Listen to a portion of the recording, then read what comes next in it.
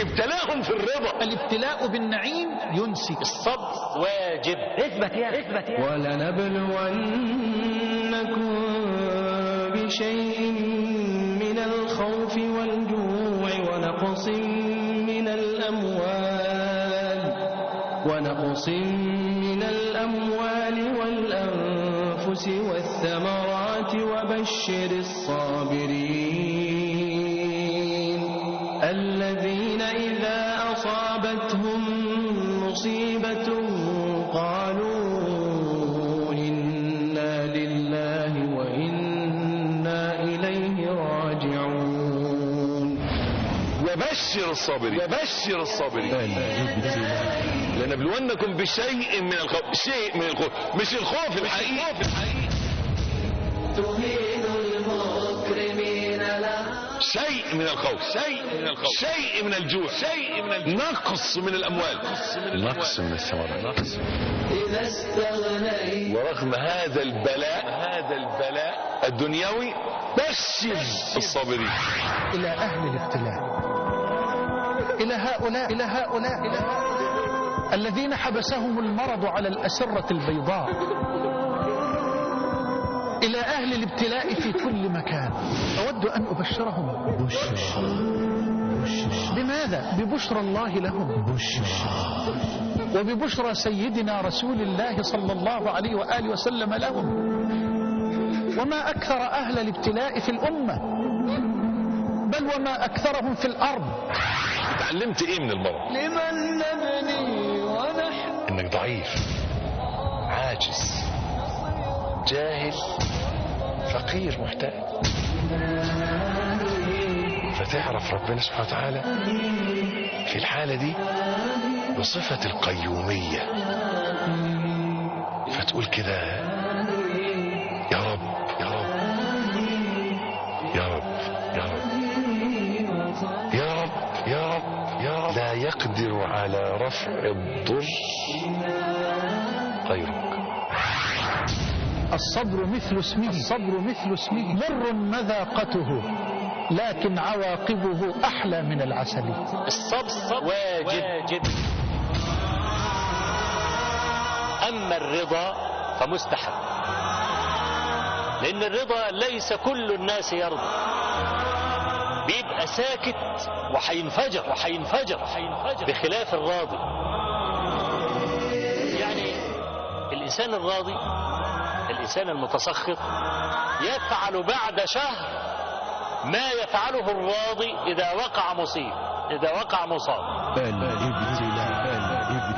صبر على المأمور أي صبر على الطاعة، وصبر عن المحظور أي صبر عن المعصية، وصبر على المقدور أي صبر على ما قدره الله جل وعلا على العبد من الابتلاءات والمحن والمصائب والفتن.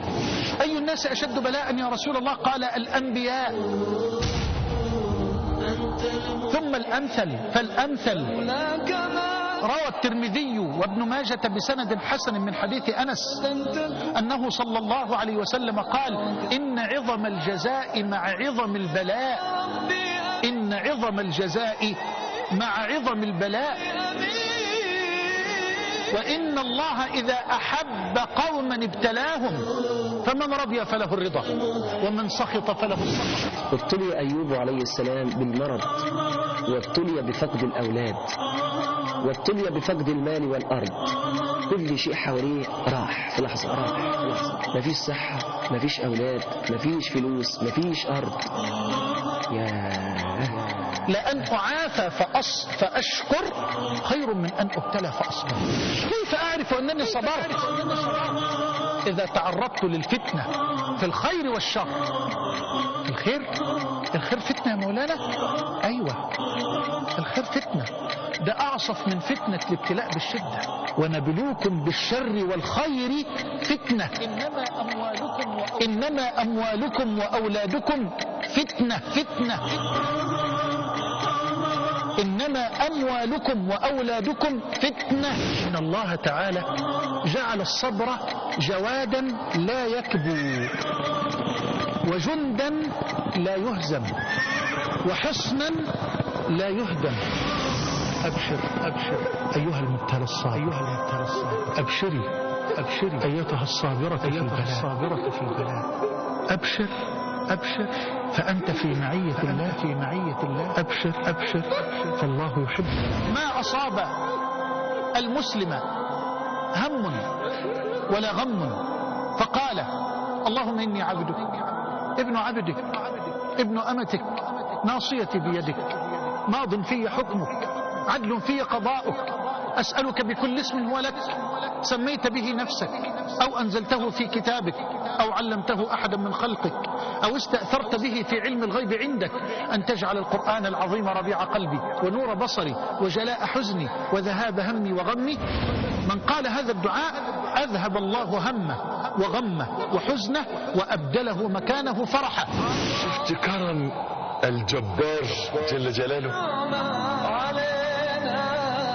يقول لك قول لي انا جعان وانا وكلك، قول لي انا عريان وانا اكسيك، قول لي انا ضال وانا اهديك، قول لي انا مذنب وانا اتوب عليك. الله جل وعلا رحمن رحيم حنان منان. لبست ثوب الرجا والناس قد رقدوا وبت أشكو إلى مولاي ما أجد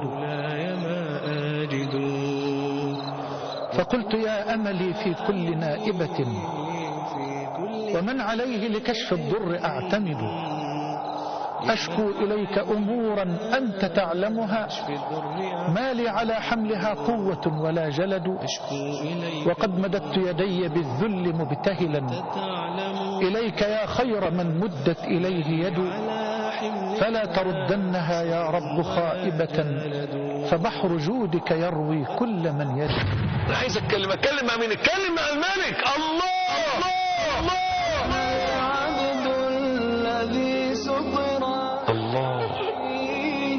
الكريم القادر الرحيم الغافر الودود العظيم الله. اللهم إني أسألك أن تذهب البلاء عن أهل الابتلاء، اللهم إني أسألك أن تملأ قلوبهم صبرا ورضا يا أرحم الراحمين. عن النبي صلى الله عليه وسلم أنه قال: ما يصيب المسلم من نصب ولا وصب وهما المرض والتعب ولا هم ولا حزن ولا غم ولا أذى حتى الشوكة يشاكها إلا كفر الله بها من خطاياه. متفق عليه.